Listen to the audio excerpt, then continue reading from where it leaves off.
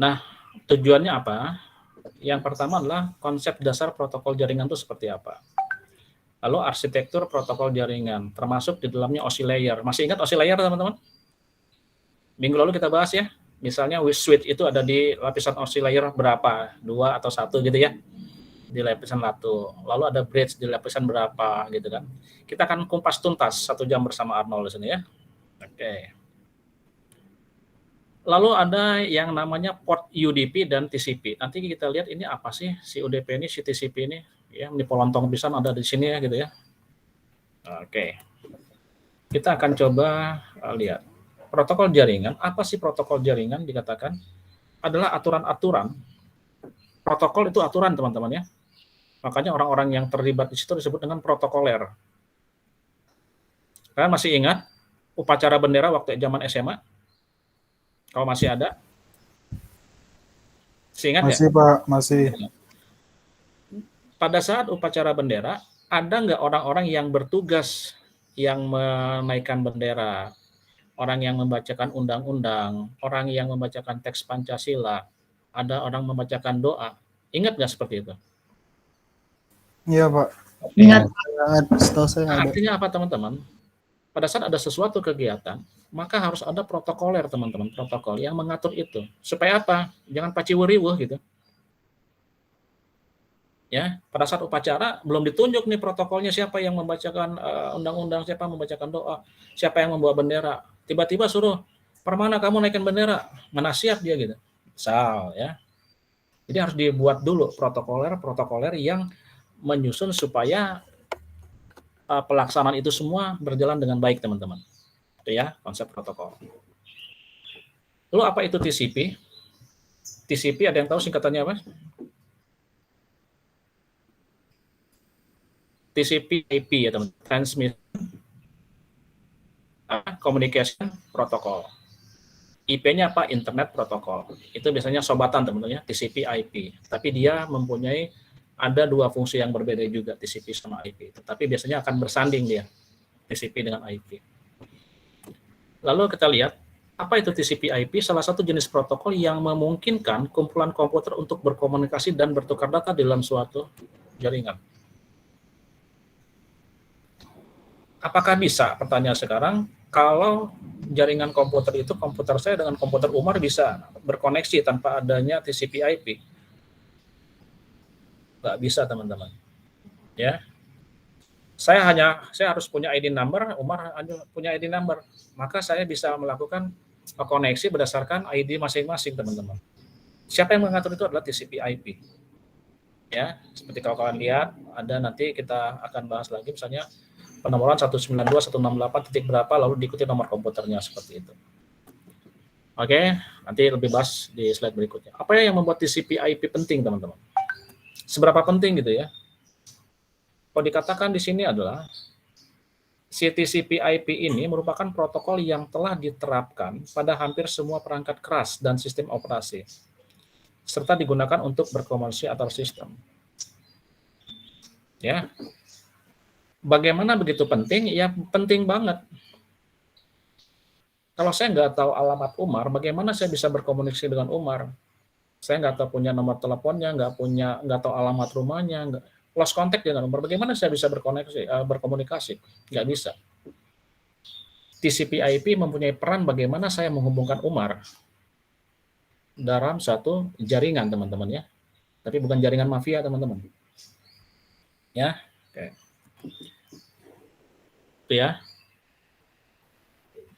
Lalu kita lihat lagi, dalam arsitektur jaringan komputer itu ada 7 layers, teman-teman ya, 7 layer. 7 layer ini yang saling bekerja untuk membentuk sebuah jaringan komputer supaya komunikasi data dapat terjadi. Minggu lalu sudah saya singgung sedikit. Yang ini sekarang kita akan kumpas itu. Ya. 7 layer itu ada disebut dengan OSI, teman-teman ya. OSI model. Sudah ada singkatannya kemarin, OSI model itu terbagi 2. Ada yang blok warna krem dan ada blok yang berwarna hijau, teman-teman. Itu sengaja dibuat 2 yang terpisah. Yang media layer sama yang host layer itu mempunyai fungsi yang berbeda.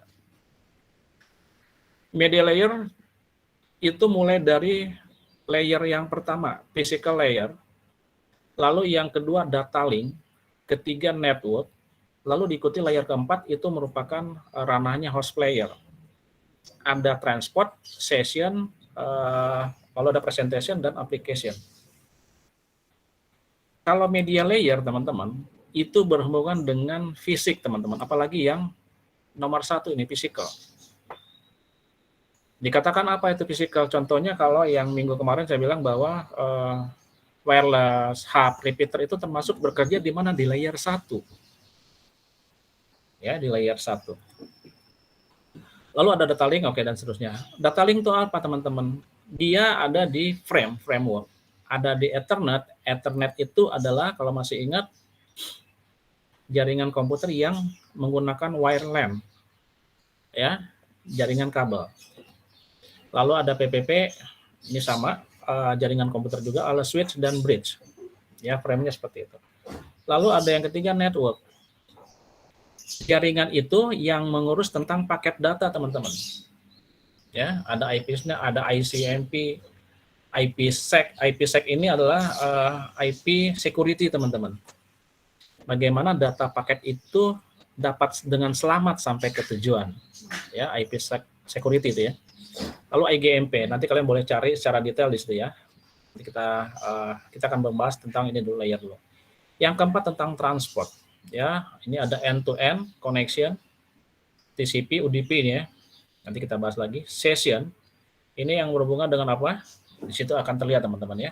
Lalu ada presentation yang berhubungan dengan apa? Nah, ada di situ.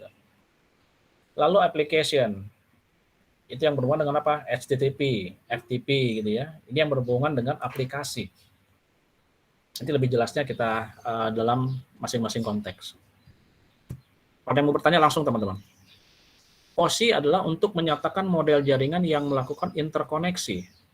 Dikatakan bagaimana setiap komputer akan berkoneksi dan harus melewati dari 7 layer itu, teman-teman. Ya, jadi yang ngaturnya siapa yang OSI layer ini? Bagaimana dia bergerak sesuai dengan urutan layernya, teman-teman. Lalu dia katakan apa? OSI adalah untuk menyatakan model jaringan yang melakukan interkoneksi tanpa memandang perangkat kerasnya.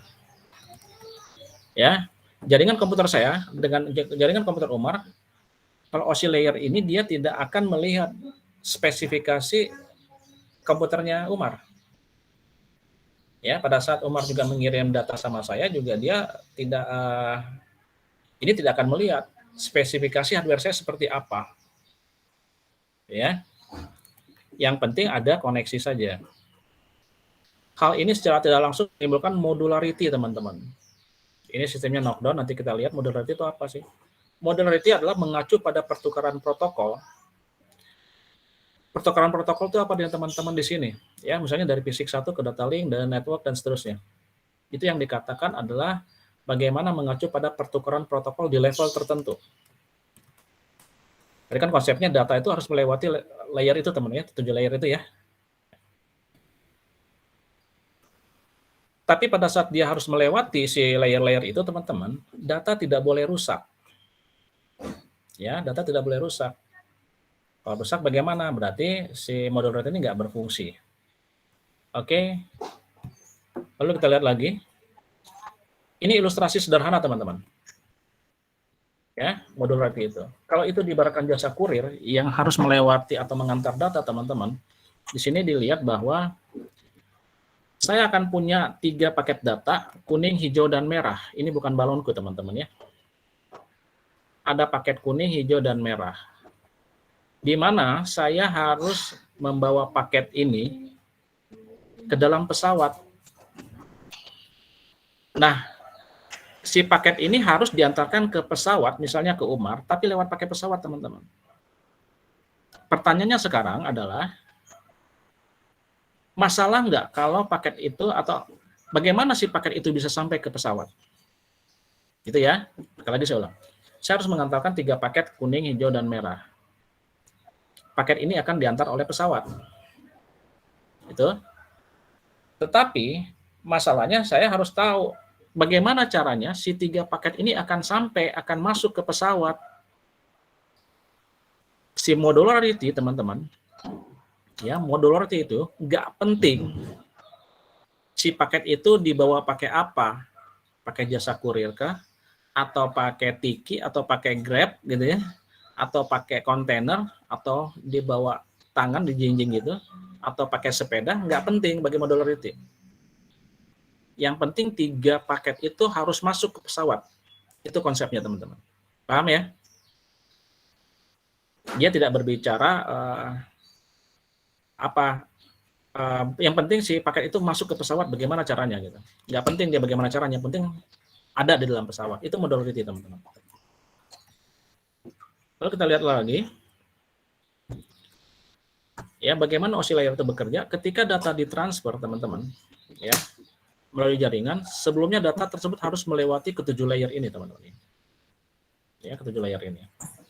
Dari satu terminal, mulai dari layer aplikasi sampai physical layer. Ya. Oke, lalu kemudian di sisi penerima, data tersebut melewati layer physical sampai aplikasi.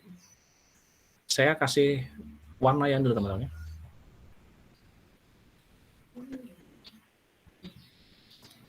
Layer aplikasi sampai physical layer. Apa? Itu adalah ketika data ditransfer, contohnya gini, ketika saya akan mengirim email ke Umar, ngirim email itu kan ngirim data ya teman-teman ya. Oke. Pada saat saya mengirim email ke Umar, maka saya sebagai sender itu di komputer saya seperti ini, teman-teman. Ini yang kiri punya saya, di yang kanan punya Umar. Ini menerima data adalah Umar. Ini saya mengirim data Arnold di sini. Pada saat saya mengirim, maka saya harus melewati yang namanya application dulu, teman-teman, layer aplikasi. Tetapi Umar akan menerimanya dari mana? Dari fisik dulu. Terbalik ya. Paham ya sampai sini ya? Oke. Kenapa harus application dulu, teman-teman? Kira-kira logikanya seperti apa?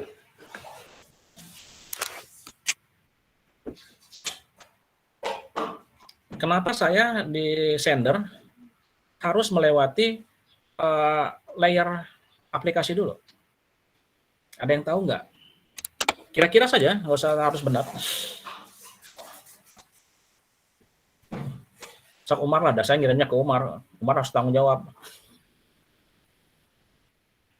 Kira-kira apa, Umar?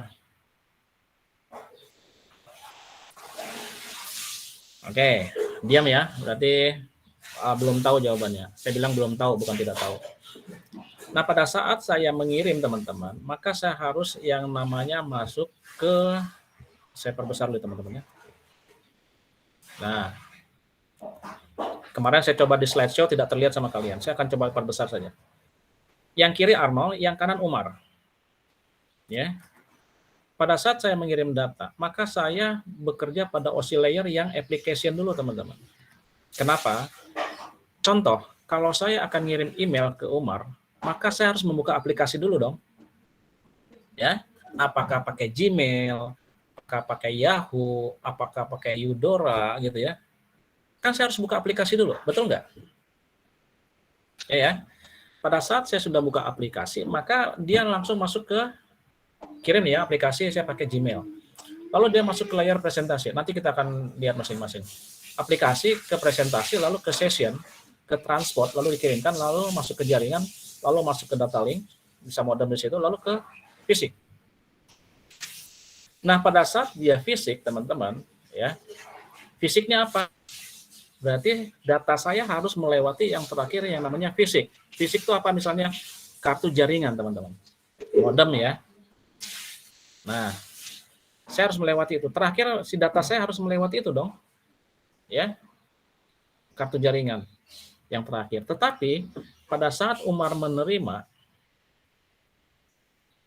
nggak tiba-tiba, Jo. Memang kalau dilihat secara sepintas, Umar langsung buka aplikasi. Tetapi alur prosesnya nggak gitu, teman-teman. Email saya masuk ke mana? Terjadi dulu koneksi di mana? Di modem. di kartu jaringan, gitu kan? Nah, kebalikannya, maka pada saat si data yang saya kirim masuk ke komputernya Umar, maka dia akan mulai lagi dari proses layer, dari fisik ke data link, ke network, ke jaringan, dikirim lagi ke transfer, session, presentation, akhirnya aplikasi. Sebenarnya kita tidak sejauh itu berpikiran, tetapi proses yang terjadi seperti itu, teman-teman. Ya, seperti itu. Jadi Umar langsung menerimanya, buka aplikasinya, oke dia buka gmail.com. Ya. Oke. Ada yang mau bertanyakan teman-teman? Cukup jelas ya? Kenapa prosesnya cara kerja OSI layer itu berbanding terbalik sender dan receiver gitu ya, penerima. Gitu.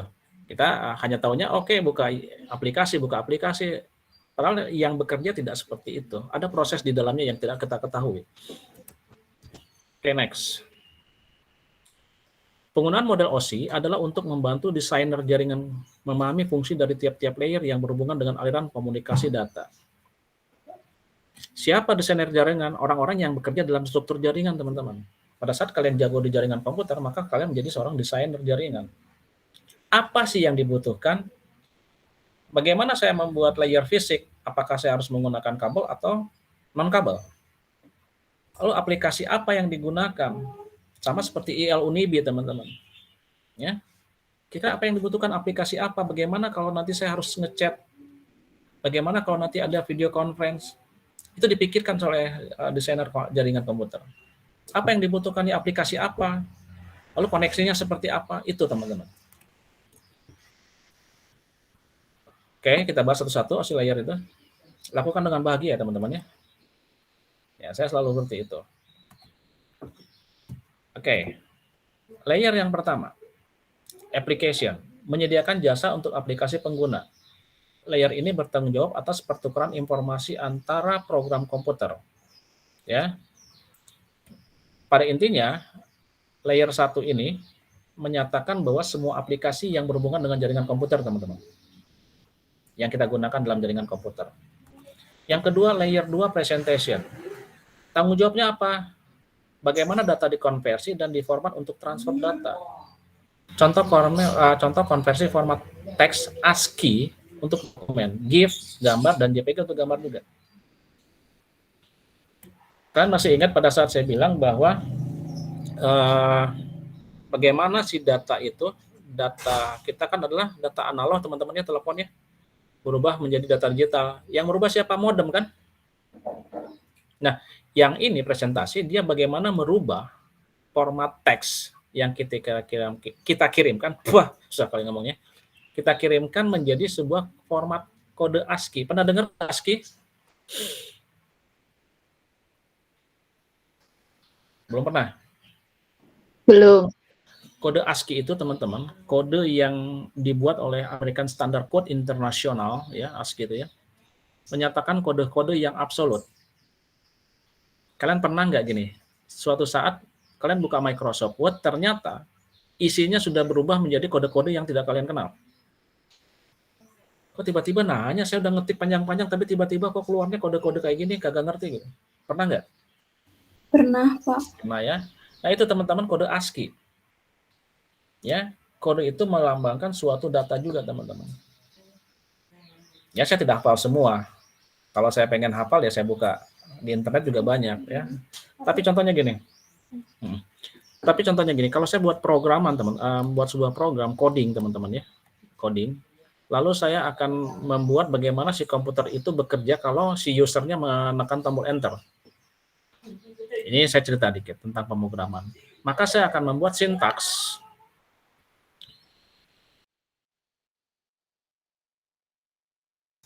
Maka akan saya buat misalnya gini, if, ya misalnya ya bahasa pemrogram, if key ASCII atau if key press atau if key ASCII sama dengan 13, then lakukan sesuatu. Maka saya kenapa harus membuat if key ASCII atau key press, key ASCII ya, key ASCII sama dengan 13. 13 itu di kode ASCII, teman-teman, melambangkan atau menyimbolkan tombol enter, teman-teman. Gitu ya. 13 itu adalah kode untuk tombol enter. Jadi pada saat kalian tekan tombol enter, sebenarnya kode ASCII yang bergerak itu angka 13. Karena sebenarnya program itu nggak tahu, enter itu apa nggak tahu. Tapi dia disimbolkan dengan kode ASCII angka 13. Atau saya buat misalnya if key press sama dengan 9. 49 itu adalah melambangkan untuk tombol escape, teman-teman. Jadi pada saat saya menekan tombol escape, maka dia melakukan sesuatu. Itu kode ASCII, teman-teman. Nah, yang ini, si layer 2 ini yang merubah itu semua, teman-teman. Ya, merubah format menjadi sesuatu yang dimengerti. Jadi kode ASCII. Oke. Berikutnya. Oke, layer belum ya. Layer ini membentuk kode konversi, teman-teman. Translasi data dan enkripsi. Siapa yang pernah dengar lagi? Enkripsi itu apa? Enkripsi.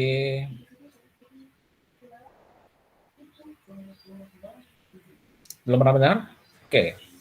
Enkripsi itu adalah bentuk sesuatu data yang dirubah dari data asli ke data yang tidak dimengerti oleh orang lain.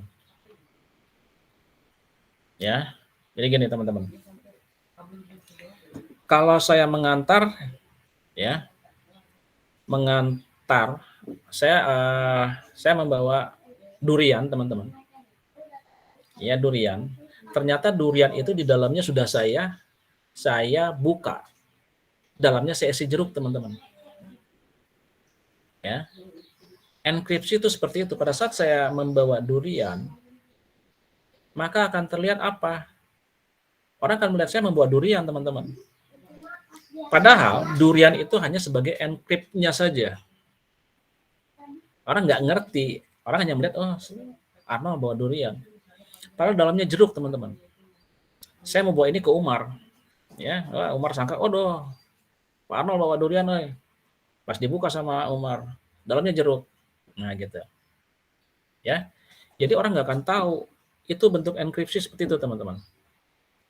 Ya, enkripsi itu gini. Saya lebih jelas nih karena nanti akan berhubungan dengan misalnya security komputer, teman-teman. Enkripsi itu misalnya saya bawa datanya jeruk, ya. Lalu yang saya katakan tadi, saya bungkus dengan durian.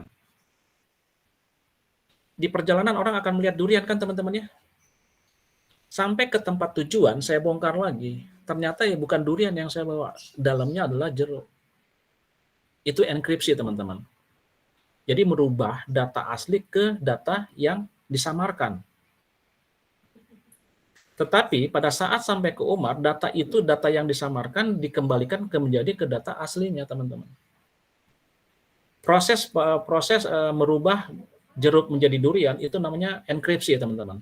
Merubah data asli ke data samar. Tetapi pada sampai tempat tujuan, data samar itu dibuka lagi menjadi data asli. Itu yang namanya deskripsi. Deskripsi itu kebalikannya, berubah data samar menjadi data asli. Gitu ya.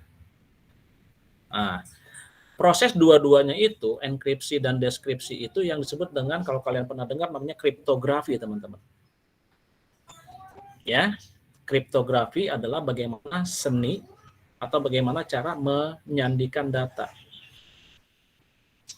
Itu enkripsi dan deskripsi, namanya kriptografi. Oke, nanti di mata kuliah yang lain mungkin kalian akan dibahas lebih jauh itu. Oke, yang berikutnya. Layer 3 session.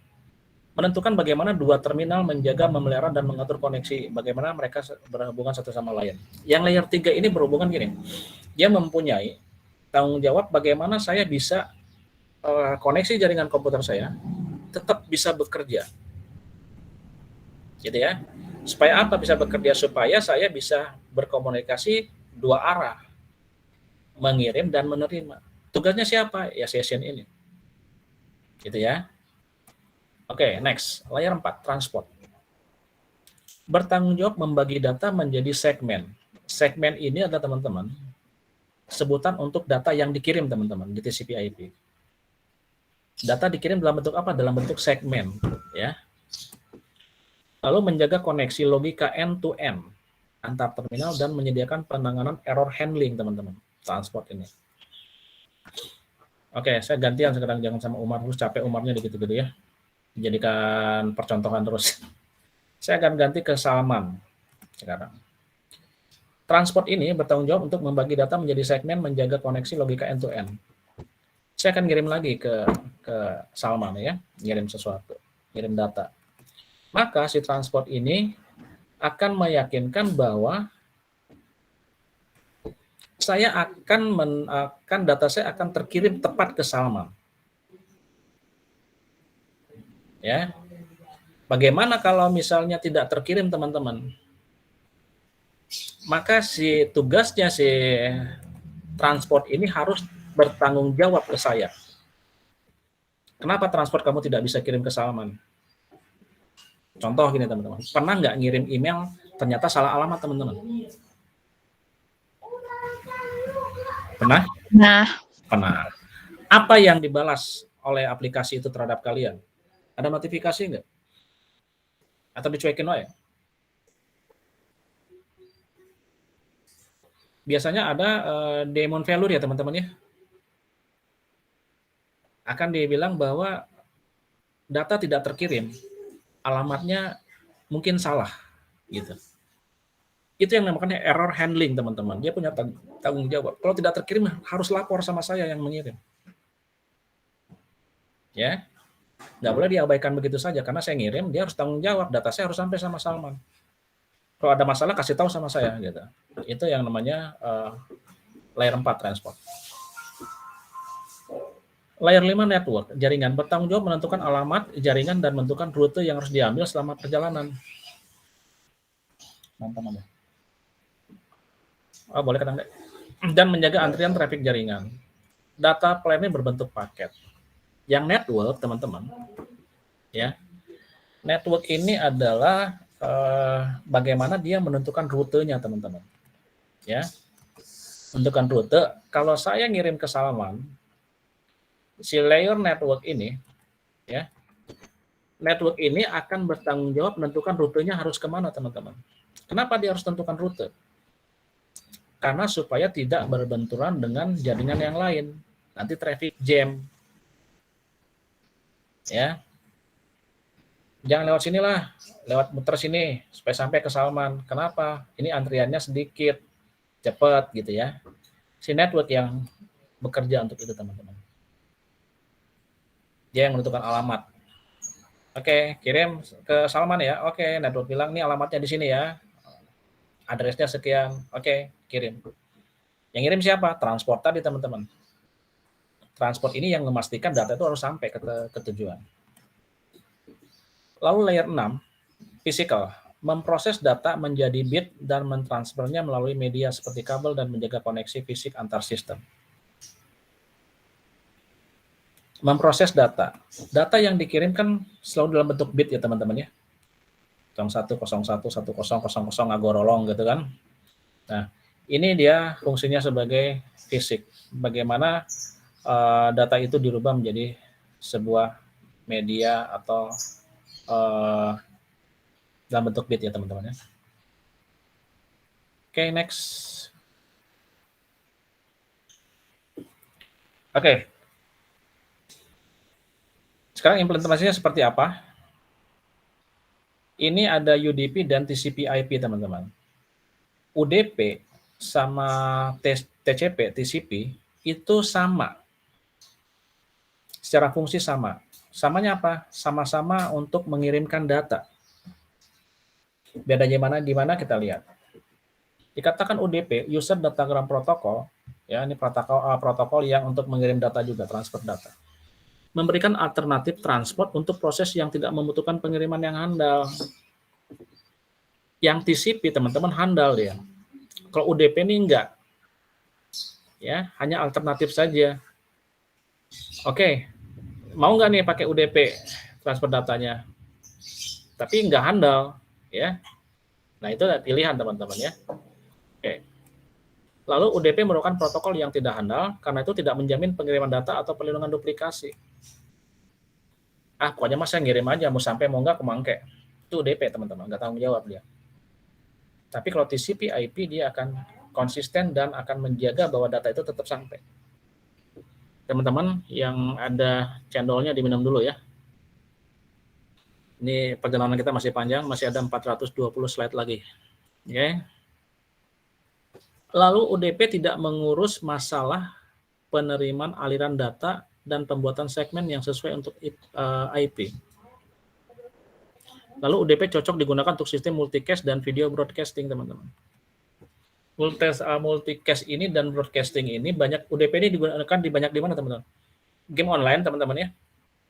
Game online itu lalu dengan broadcast, teman-teman, broadcasting. Live streaming juga sama. Pada saat saya melakukan live streaming, apakah itu sampai ke Umar atau pada kalian semua atau Salman atau Berli atau siapa Permana, nggak penting bagi UDP. Yang penting saya sudah kirim ke semua. Mau sampai mau enggak bukan tanggung jawab saya, itu kata UDP. Berbeda dengan TCP. Kalau TCP saya akan kirim, saya akan kirim, pasti akan sampai. Live streaming juga sama. Pada saat saya live streaming ke kalian, peduli kalian bisa menerima atau tidak. Tapi tugas untuk mengirimkan data secara broadcast sudah dilakukan. Itu ya teman-teman ya. Ke UDP. Ciri-ciri UDP seperti apa artinya? Connectionless katanya. Tanpa jaringan, tanpa koneksi. Lalu unreliable, tidak handal. Dia nggak punya tanggung jawab, mau sampai mau nggak, pokoknya sudah terkirim gitu ya. Pokoknya dikirimkan gitu. Lalu UDP menyediakan perhitungan checksum berukuran 16 bit. Perhitungan 16 bit terhadap keseluruhan pesan UDP. Kalau TCP IP itu bisa di 32 bit, teman-teman ya. 32 bit. Lalu ini sama, teman-teman ya. Saya hapus saja.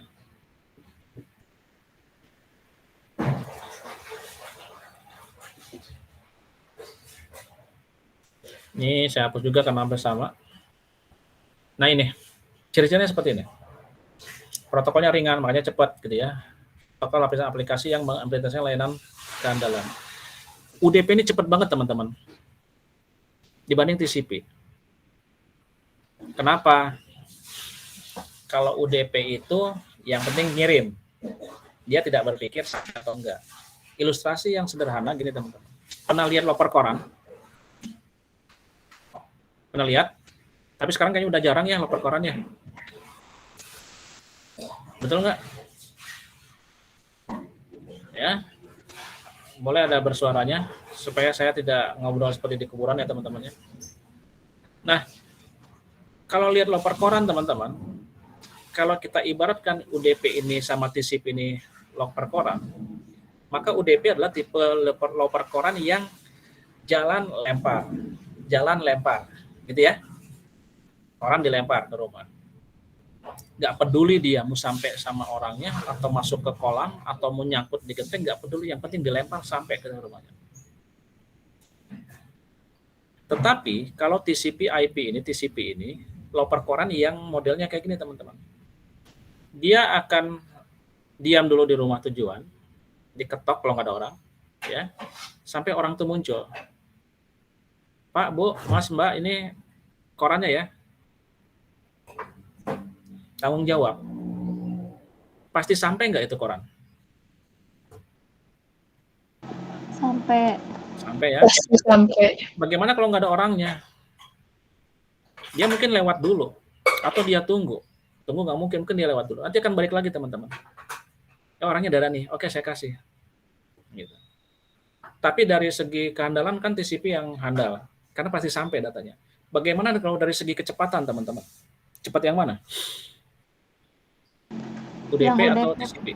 Yang UDP. UDP atau DP ya. Cepat ya. Kenapa? Lempar, nyangkut di genteng, masuk kolam gitu ya. Masuk ke kandang ayam atau apa, pokoknya dia lempar aja, cepat. Berbeda dengan TCP IP, dia harus memastikan dulu nih sampai. Next. Nanti kita lihat teman-temannya, paket data yang dikemas itu nanti ada yang namanya message teman ya. UDP message ini seperti ini. Katanya yang pesan dari UDP ini berbeda dengan TCP yang memiliki satuan paket data yang disebut dengan segmen. Tadi di awal sudah saya katakan. Melakukan pengepakan terhadap data ke dalam pesan-pesan. Gitu ya. UDP message itu dia dikemas dalam bentuk pesan-pesan teman-teman. Ya, seperti ini. Ini nanti gambarnya kita bahas nanti saja teman-teman, tapi ini adalah di skala 32 bit teman-teman ya di sini ya. Dia akan terbagi dua untuk port pengirim dan port destination itu 16 bit 16 bit. Kita tidak akan bahas seperti ini teman-teman, nanti akan lama ya. Oke, berikutnya saya akan menggunakan bahasa-bahasa yang sederhana teman-teman. Bahasa-bahasa sederhana apa? Supaya konsepnya kalian dapat dulu. Ya, banyak teori-teori yang menggunakan bahasa-bahasa yang mungkin saya juga tidak mengerti. Tapi saya akan membuat ini dengan bahasa-bahasa yang mudah kita mengerti teman-teman, dengan ilustrasi yang sederhana. Ya. Lalu ada yang disebut dengan port UDP. Ya, port ini adalah pasti koneksi jaringannya teman-teman. Sebuah saluran untuk mengirimkan paket antar host. Terdiri dari nomor yang unik, sama seperti TCP/IP. Ya, port UDP berbeda dengan port TCP walaupun memiliki nomor yang sama. Portnya sama-sama 42 misalnya. Akan beda perlakuannya 42 di UDP dengan 42 di TCP teman-teman. Atau gini lagi lah, ilustrasi yang sederhana. Ya, kalian beli baju teman-teman, ukurannya kan ada S, M, L dan seterusnya ya. Kalau kalian beli kaos itu, kaos impor teman-teman, ukuran M-nya akan berbeda dengan M lokal teman-teman, baju yang dibuat lokal. Setuju nggak statement itu? Setuju. Setuju ya. M lokal itu sama yang dengan badan manusia. Badan manusia emang kita apa ya? Badan orang Indonesia maksudnya. Tetapi kalau kita pakai M, kita biasa pakai M nih, M lokal. Ternyata kita beli baju impor ukurannya M. Mungkin bisa lebih lebar teman-teman, lebih lebar ya, lebih besar M luar negeri. Kenapa? M luar negeri ukurannya berbeda dengan tubuh manusia yang ada di Indonesia. Gitu ya. Sama ukurannya M tapi akan berbeda. Itu ilustrasinya. Nah, kita akan melihat sekarang TCP. Dikatakan suatu protokol, ya UDP ya, beres sekarang TCP teman-teman. Transmission, apa tadi? Communication Protocol. Suatu protokol yang berada di lapisan transport. Ya tadi ada ya lapisan transportnya di sini ya. Oke teman-teman ya, sini. TCP itu ada di layer yang ungu ini teman, di ya, itu dia berada. Baik itu dalam 7 lapis model referensi OSI atau model DARPA teman-teman. Karena apa? OSI ini adalah layer yang digunakan oleh UDP sama TCP juga. Tapi TCP ini mempunyai 5 lapis teman-teman untuk TCP IP-nya sendiri. Tapi kalau kalian lihat di literasi, banyak orang bilang bahwa layer di TCP IP itu hanya 4 teman-teman. Karena ada satu lagi yang fisik, tapi jarang orang sebut. Ya. Nah, yang berada di lapisan transport, baik itu 7 lapis model referensi atau model DARPA. Model DARPA ini teman-teman, pernah dengar DARPA nggak? Nggak pernah? Oke. DARPA ini sebenarnya jaringan komunikasi yang dibuat oleh ARPA. DARPA, ARPA. Kalau belum dengar juga ARPA itu sebuah proyek teman-teman ya, buatan Departemen Pertahanan Keamanan Amerika Serikat. Ya. Nah, ARPA inilah yang cikal bakal terjadinya internet teman-teman. Internet itu dulu bukan seperti ini. Nggak ada istilah internet, tapi yang ada ARPANET. Kenapa dinamakan ARPANET? Karena yang mengeluarkan itu adalah ARPA, Amerika Serikat. Lalu berkembang ke universitas-universitas yang ada di negara bagian Amerika Serikat. Masa sih hanya di Departemen Pertahanan saja yang punya jaringan komputer? Kami juga pengen dong, Harvard gitu ya, MIT. Itu pengen juga. Kami bisa saling berkomunikasi antar universitas, maka dibentuk lagi jaringan. Akhirnya itulah cikal bakal menjadi sebuah internet. DARPA ini juga sama teman-teman. Model DARPA ini adalah model yang dikembangkan oleh ARPANET ini. Tapi itu sudah tidak berlaku lagi teman-teman ya, karena itu sudah di tahun awal 70-an teman-teman. Ya, Sidarpa ini. Oke. TCP umumnya digunakan ketika protokol lapisan aplikasi membutuhkan layanan transfer data. Oke, udah jelas ya. Karena ada di mana dia teman-teman? Ada di lapisan transport. TCP yang bersifat data yang bersifat handal. Yang handal tadi gimana tadi yang saya katakan? Dia tanggung jawab data itu sampai ke penerima. Oke, contoh dari protokol yang menggunakan TCP adalah HTTP dan FTP. HTTP singkatan apa? HTTP singkatan apa? Aduh, kalau seringnya kalian baca itu ya, HTTP ya. Ada yang tahu? Reza tahu Reza? Hypertext. Hypertext, terus? Transfer, satu lagi P-nya? Protokol. Protokol. Hypertext transfer protokol, teman-teman. Pada saat kalian ketik facebook.com, instagram.com, pasti depannya ada HTTP ya. Nah, itu adalah protokol bagaimana mengatur aplikasi itu, teman-teman, atau layanan untuk bisa berkomunikasi datanya. Atau FTP. FTP ini apa? File transfer protokol. Oke, file transfer protokol.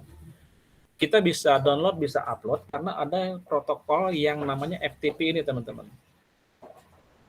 Ya, FTP ini yang mengatur bagaimana si user itu bisa download dan upload. Oke, next. Segmen TCP/IP berbeda dengan UDP, teman-teman ya. Segmen TCP/IP akan dikirimkan sebagai datagram IP. Datagram merupakan satuan protokol data unit pada lapisan internet work. Ini nanti ada bahasan lagi teman-teman di slide berikutnya, tapi saya kasih gambaran gini. Saya katakan tadi bahwa setiap data yang terkirim itu akan dikemas, ya, akan dikemas, nanti akan bukan hanya data saja teman-teman, ya, nanti ada ditambahkan lagi, tapi tidak menjadi data yang murni data itu, tidak. Kita lihat nanti ya teman-teman ya. Nah ini, makanya nanti pada saat data aplikasi itu ada, maka segmen TCP/IP maka akan ada namanya header, ya, header TCP/IP, header IP, ya, header network interface-nya. Nanti kita lihat nih model yang ini lagi. Oke, kita berikutnya portnya. Tadi ada port UDP, sekarang ada port TCP. Port TCP mampu mengindikasikan sebuah lokasi tertentu yang menyampaikan segmen-segmen TCP yang dikirimkan yang diidentifikasi. Ya. Nomor-nomor itu diidentifikasi yang ditetapkan oleh IANA, Internet Assigned Number Authority. Ya. Jadi dia yang port TCP/IP ini adalah yang mengindikasikan lokasi nomor IP-nya, teman-teman. Ya, portnya berapa? 192, 168 berapa gitu. Nah, dia yang berfungsi untuk itu. Dia memastikan dan mengindikasikan itu nomor komputernya berapa sih gitu ya. Lalu kita lihat lagi karakteristik TCP ini. Kalau tadi adalah UDP berorientasi pada NAT connection, teman-teman ya. Kalau ini adalah connection oriented. Kalau yang UDP itu half duplex, teman-teman. Ya, half duplex itu apa sih, komunikasi hanya satu arah, teman-teman, one way communication. Tapi kalau full duplex dia bisa two way, ya, dua arah. Lalu dapat diandalkan reliable, yang tadi saya katakan tadi. Kalau data harus sampai, pasti sampai. Itu TCP. Tapi kalau UDP nggak janji dong gitu ya. Lalu memiliki byte stream, ya. Ini adalah pengiriman data menggunakan data byte. Lalu memiliki layanan flow control. Oke teman-teman ya. Apa itu maksud dengan flow control?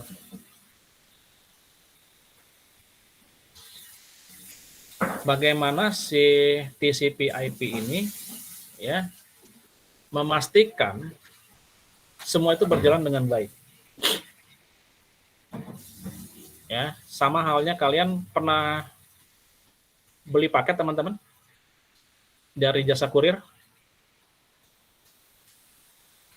Pernah. Pernah ya? Kalian bisa melihat atau mengontrol trafficnya. Perjalanan mereka bisa melihat? Bisa. Bisa, Pak. Kopi. Oke, bisa. Oh, ini udah sampai di mana, gitu ya? Prosesnya di mana? Kira-kira sampai kapan? TCP/IP juga sama, teman-teman. Dia bisa mengontrol itu. Kalau ada terjadi kesalahan, makanya dia mempunyai handling control yang baik. Ya, dia akan mempunyai kemampuan untuk menangani masalah itu dengan baik. Lalu melakukan segmentasi terhadap data yang datang dari lapisan aplikasi. Mengirimkan paket secara one-to-one, bukan one-to-many. Saya ngirim ke Salman, ya sudah, saya hanya ngirim ke Salman doang. Saya nggak bisa ngirim misalnya, si TCP itu saya ngirim ke Salman, ngirim ke Nabila, ke Permana, nggak bisa. Dia langsung kirimnya dulu, one-to-one dulu. Oke. Bagaimana setelah selesai Salman? Oke, dia ngirim ke Salman. Ya, setelah dari Salman, saya ngirim kemana lagi? Ke Permana. Gitu. Jadi one-to-one atau head-to-head ya. Serem ya kalau dengarnya head-to-head ya. Oke. Kita lanjut lagi. Apa yang maksud dengan boran sambungan itu seperti ini, teman-teman. Ya. Connection orientasi, sebelum data dapat ditransmisikan antar dua host, dua proses yang berjalan pada lapisan aplikasi harus melakukan negosiasi dulu. Ya. Ini gambarnya, teman-teman. Saya perbesar. Ya. Saya akan mengirim ya. Nah, pada saat saya mengirimkan itu datanya dalam bentuk segmen ya, tadi dikatakan ya, data itu dalam bentuk segmen. Dan dia akan diterima one-to-one kepada penerima. Sekarang yang dikatakan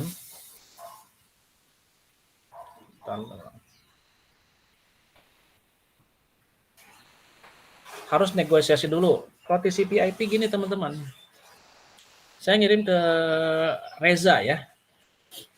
Saya bilang gini, Reza, kalau berorientasi pada sambungan gini, saya mau ngirim paket, gitu ya, mengirim paket. Nah, si Reza ini harus menjawab saya. Oh siapa? Berarti dia bahwa saya bisa memastikan bahwa koneksi saya dengan Reza itu baik. Ya, nggak tiba-tiba saya ujuk kirim jeruk misalnya. Saya nggak tahu koneksinya baik atau tidak. Ternyata nggak sampai-sampai 2 bulan nggak sampai jeruk itu kemana? Kenapa nggak di cross check dulu sama Reza? Bagus nggak sih jalan ke Reza itu gitu? Ya. Lalu yang dikatakan lagi full duplex ini yang saya katakan tadi teman-teman.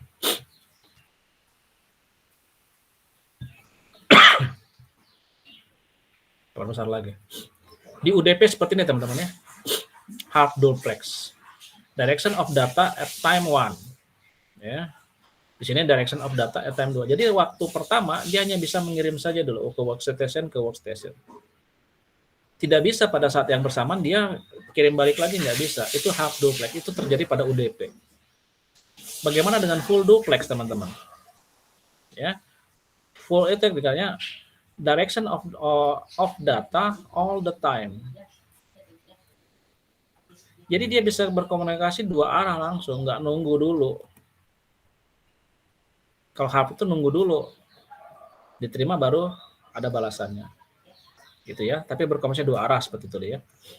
Jadi yang full duplex sama half itu berbedanya di sini teman-teman. Ini UDP, ini TCP teman-teman. Dapat diandalkan reliable, ya. Sudah pasti seperti ini teman-teman ya. Data yang dikirimkan ke sebuah koneksi TCP akan diurutkan dengan sebuah nomor urut. Saya ngirim 3 kali 3 data sama Angga. Maka data yang pertama dia akan dimasukkan sebagai antrian nomor pertama.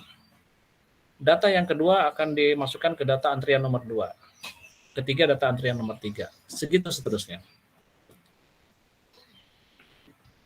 Lalu Di situ katanya ya, sudah membuat urut akan mengharapkan paket positif acknowledgement dari penerima.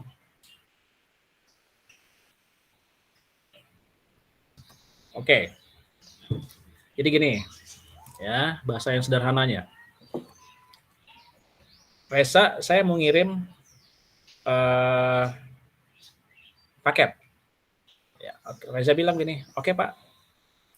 Oke, berarti setelah Reza merespon, saya tahu bahwa komunikasi Reza bisa menerima itu, gitu ya.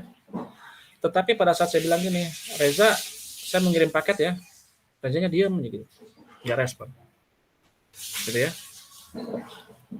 Nah, nggak nyambung nih, nggak dibalas-balas sama Reza, sebelum bisa si Reza gitu ya. Saya tanya lagi kedua kalinya, the second time, Reza, saya mau ngirim paket Reza. Akhirnya Reza menjawab, merespon, ya. Ternyata misalnya ini kita ngomong WA, ternyata handphonenya mati gitu, dia tidak merespon. Tapi pada saat handphonenya terbuka nyala, koneksinya nyala lagi. Oke Pak, maaf tadi handphone saya mati, atau handphone saya tadi dijual dulu Pak, nah, gitu kan. Nah, tapi kalau dia tidak merespon terus teman-teman, dia tidak akan pernah mengirimkan data. Reza dipanggil nggak nyaut, Reza nggak dipanggil, akhirnya saya baledog si Reza tanya, ketika sebelum bisa tanya baledog. Enggak gitu ya, jadi harus ada respon dulu teman-teman, ya, respon bahwa dia bisa menerima. Oke, kita lanjut lagi. Byte stream, ya, ini sama nomor urut TCP dan nomor acknowledgement dalam setiap header diinisiasikan dalam bentuk byte. Ya, ini sama yang saya katakan tadi, dia byte stream menggunakan nomor antrian dan dalam bentuk byte. Memiliki layanan katanya flow control. Untuk mencegah data terlalu banyak dikirimkan pada satu waktu yang akhirnya membuat stuck atau macet jaringan TCP/IP, ya. Akan dia melihat ini teman-teman. Akan melihat, oh ini ada kebanyakan nih datanya. Takutnya nanti nggak bisa kekirim. Stuck gitu ya. Sama halnya pada saat kita ilustrasinya lagi lampu merah, semua berbondong-bondong ingin maju, akhirnya stuck. Maju kena, mundur kena. Maju nggak bisa, mundur nggak bisa. Makanya pada saat lalu lintas mati, biasanya polisi mengatur. Oke, jalan dulu yang sebelah sini, sistem buka tutup ya teman-teman ya. Oke, maju dulu. Stop yang ini, maju yang ini. Supaya apa? Tidak terjadi antrian yang panjang. Tidak macet gitu. Itu sama seperti itu ilustrasinya. Yang keenam tentunya melakukan segmentasi data yang data dari lapisan aplikasi. Ya. Di sini dikatakan apa melakukan verifikasi proses penerimaan data yang diterima maupun yang akan dikirim.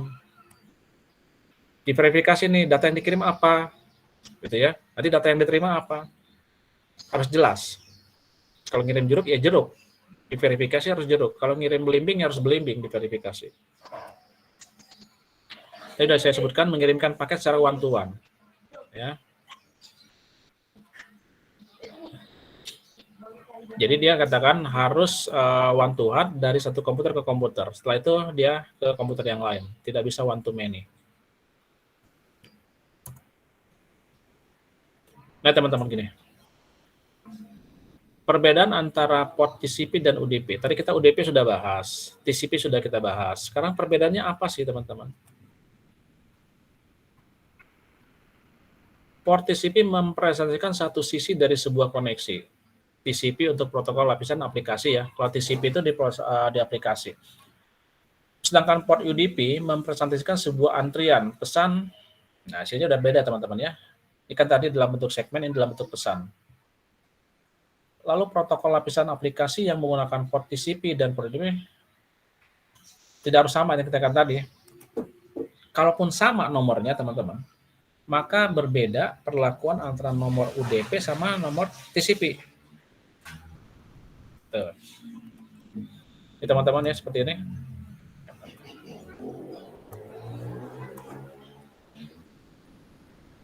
Ini perbedaannya juga nih. Kalau one to one, TCP, connection orientasi, maka kalau ngirim email gini, amplop ya, berbentuk electronic mail. Maka kalau di sini error, maka TCP bertanggung jawab, katakan langsung ada handling errornya. Error kata gitu. Data is corrupt. Please resend. Tolong dikirim lagi. Ya. Kalau saya kirim email ternyata emailnya salah, teman-teman ada seperti itu. Ya, coba tolong 1 kali 24 jam atau 2 kali 24 jam tolong kirim kembali emailnya. Tapi kalau ODP sabodoteng cenah gitu. Ya. Atau kalau saya di sini karena amplop kita coba saja ya. Mikirnya saya mikir uang nih ke Sarvina. Kalau TCP IP saya ngirim uang 500.000 misalnya, maka 500.000 itu harus keterima sama Sarvina, gitu ya. Tetapi kalau pakai UDP apa enggak? UDP gimana? Bisa sampai, bisa enggak. Bisa sampai, bisa keterima seluruhnya atau bisa keterima sebagian. Ternyata di tengah jalan amplop itu dibuka. Ya. Asalnya 500 jadi 300. Udah keterima nih Sarvina, ya. Gitu. Enggak ada cross check, teman-teman. Sarvina nerimanya 300.000, padahal saya di amplop itu 500.000.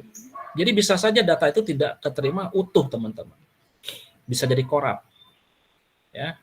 Korup itu bisa karena virus juga, teman-teman. Ya, tiba-tiba kok data kita hilang. Data is corrupt. Oh, mungkin ada kena virus juga, gitu ya. Atau rusak. Oke, itu.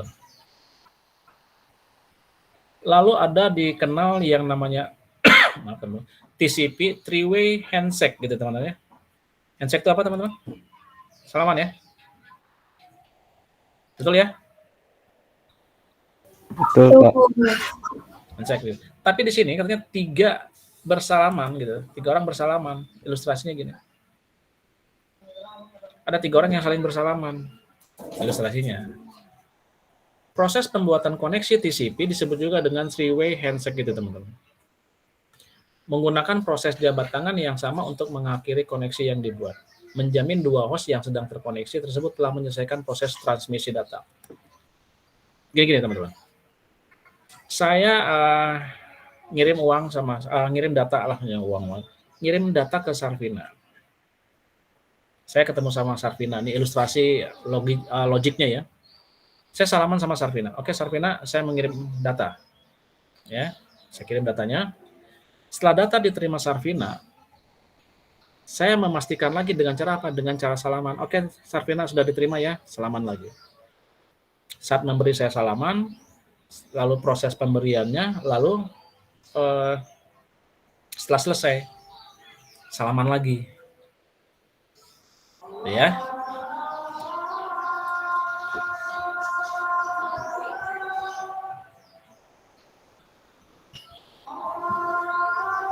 Jadi seperti ini teman-teman. 3 poin ini saya dalam bentuk gambar aja teman-teman ya.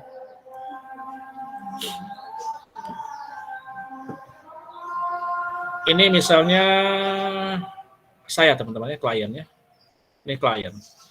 Ini ya three-way ya teman-teman ya, three-way handshake itu ya. Ini gambar alur prosesnya. Kalau tadi kan gambar orangnya ya, ini salaman gitu. Kalau ini tidak, seperti ini. Sekarang ini saya akan ngirim ke Sarvina. Di sini ya, warna pink ini ya. Lalu yang pertama adalah cara yang pertama, saya sinkronisasi dulu teman-teman. Ini sekarang kita berbicara prosesnya. Tadi logiknya, sekarang prosesnya. Apa yang dimaksud dengan sin ini adalah sinkronisasi. Yang pertama, three-way handshake ini adalah gini. Sarvina, saya akan kirim, ya, saya ngirim 5 jeruk, ya, saya bilang 5 jeruk, oke. Maka Sarvina bilang gini, harus bilang Sarvina. Setelah saya bilang gitu, Sarvina saya akan ngirim 5 jeruk. Sarvina harus merespon saya, siapa? Oke Pak, saya akan menerima 5 jeruk, gitu ya, paham kan? Nggak boleh Sarvina diam. Pada saat saya bilang, Sarvina saya akan ngirim 5 jeruk. Sarvina diam aja, berarti saya nggak tahu dia merespon atau tidak. Sarpina harus meresponsnya dengan gini, siap Pak, baik Pak, oke Pak, saya akan menerima 5 jeruk. Itu yang namanya proses sinkronisasi teman-teman. Data yang saya kirim, Sarpina harus tahu dan dia harus balas balik ke saya. Ya. Nah, proses Sarpina menjawab saya itu yang namanya ini teman-teman. Yang proses di tengah ini. ACK ini tadi teman-teman yang saya bilang acknowledgement itu teman-teman. Ya. Acknowledgement itu ada gitu. Proses konfirmasi Sarpina menjawab saya, baik Pak, data 5 jeruk akan saya terima. Itu yang proses nomor 2 ini. Oke. Lalu yang ketiga setelah Sarpina bilang gitu, saya langsung mengirimkan konfirmasi jawaban Sarpina. Oke, dia sudah menerima konfirmasi akan menerima 5 jeruk. Oke, saya kirimkan ulang jeruk itu. Mengirim jeruk teman-teman, bukan mengirim ulang. Itu teman-teman ilustrasi proses daripada yang namanya three-way handshake itu. Paham ya? Paham nggak? Paham, Pak. Paham, Pak. Paham, Pak. Nah, jadi harus ada konfirmasi dulu, nggak tiba-tiba saya kirim, tiba-tiba Sarpina tahu nggak tahu, kok datang ya 3 belimbing. Nggak sinkron kan teman-teman ya. Saya ngirim jeruk 5 jeruk, tapi yang keterima sama Sarpina 3 belimbing, nggak sinkron banget gitu. Maka harus sinkron dulu.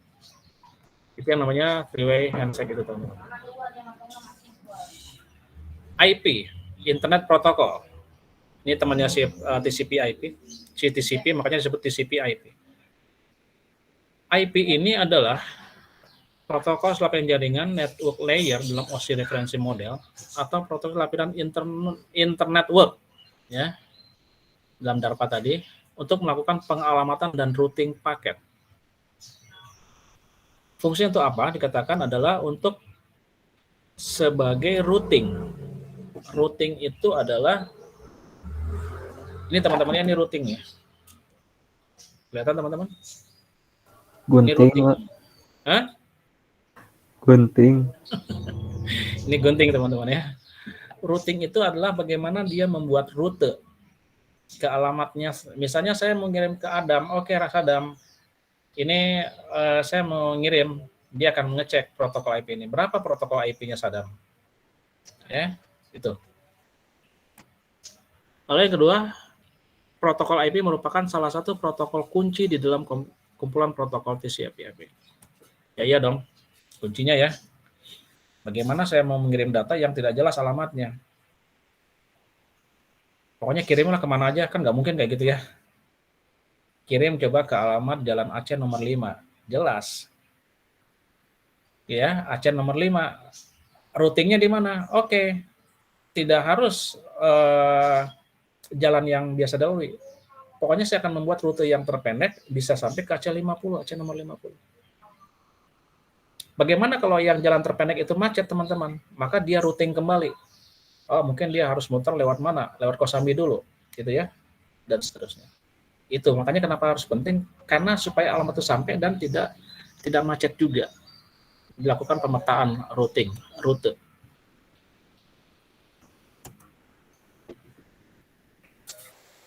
Paket-paket data dalam protokol IP dikirimkan dalam bentuk datagram, teman-teman ya. Seperti ini, sama seperti TCP.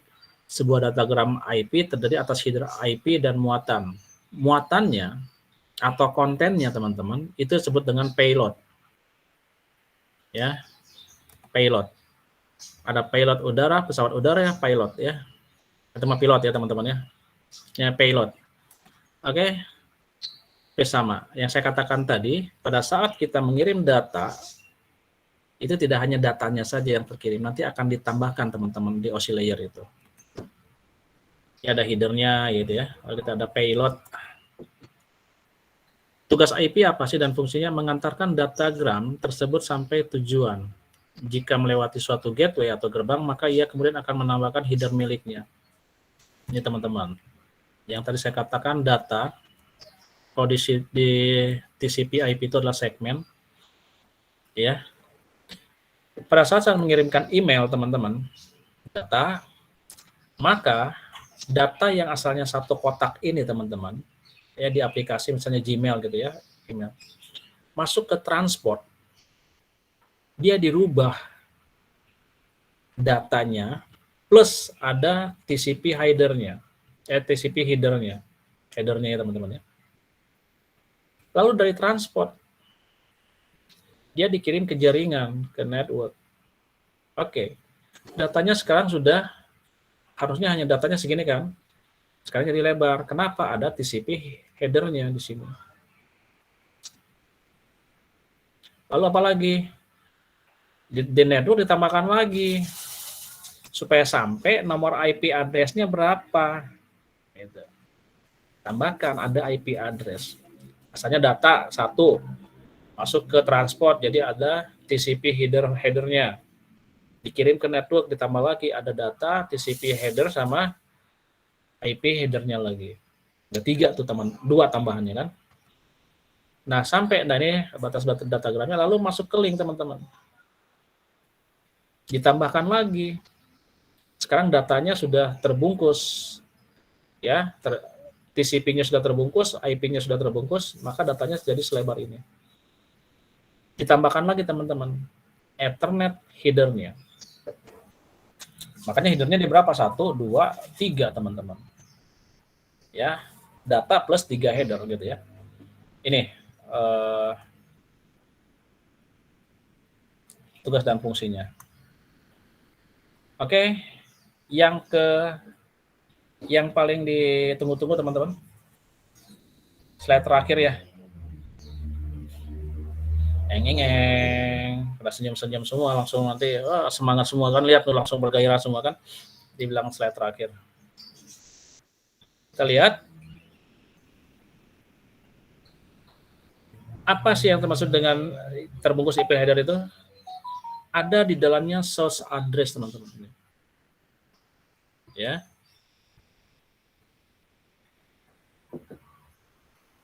Saya ngirim ke Sadam, berarti saya di dalamnya nanti ada si alamat saya pengirim, ya. Lalu nanti di dalam data yang terkirim ada destination address. Oke. Sama halnya ginilah, kasih ilustrasi sederhana lagi. Kalau saya ngirim surat via kantor pos teman-teman, ya, maka nanti akan ditambahkan ada si pengirim, betul ya? Lalu si penerima. Transportnya pakai apa? Ya nggak tahu kita. Yang jelas kita masukkan ke kantor pos dulu, kasih perangko, baru dikirim transportnya seperti itu. Alamat tujuan datagram ini penting agar gateway mengetahui kemana datagram akan pergi. Jelas dong ya? Kalau kita kirim surat, kirim email, nggak tahu alamatnya mau dikirim kemana masuknya itu. Bingung. Ya, mau kirim kemana? Nggak tahu lah, suka-suka lu aja kirim, yang penting kirim aja. Orang yang mengirimnya bingung, beleguk jelema teh itu, mah cenah gitu. Mau ngirim tapi nggak tahu mau dikirim kemana. Oke, yang ketiga adalah protokol number ini. Ya, tanya nanti nomornya ada berapa, protokol numbernya. Lalu ini yang paling penting teman-teman ya. Ini cek semuanya nomor-nomor saya teman.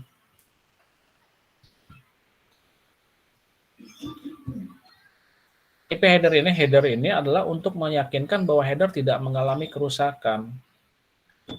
Apa yang terjadi teman-teman jika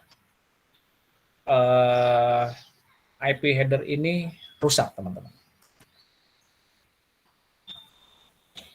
Headernya kenapa nggak boleh rusak? Dan kalau rusak, apa yang terjadi?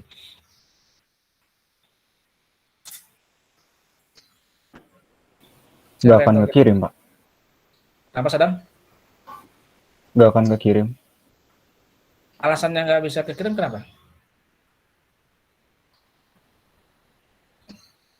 Betul, jawabannya nggak bisa kekirim, betul. Tapi kenapa nggak bisa kekirim ya?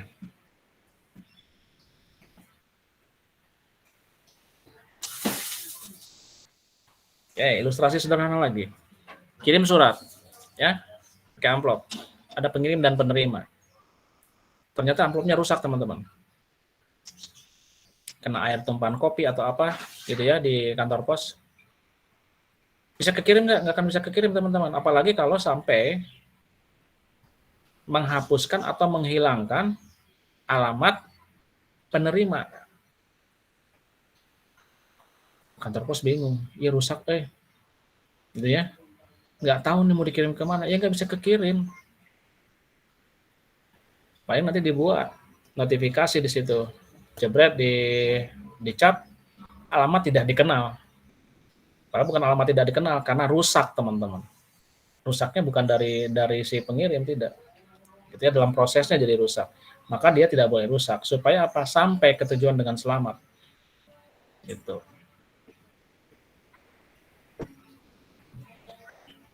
Oke, saya tidak akan buka slide terakhir teman-teman ya. Jadi sedih saya kalau nanti buka yang ini.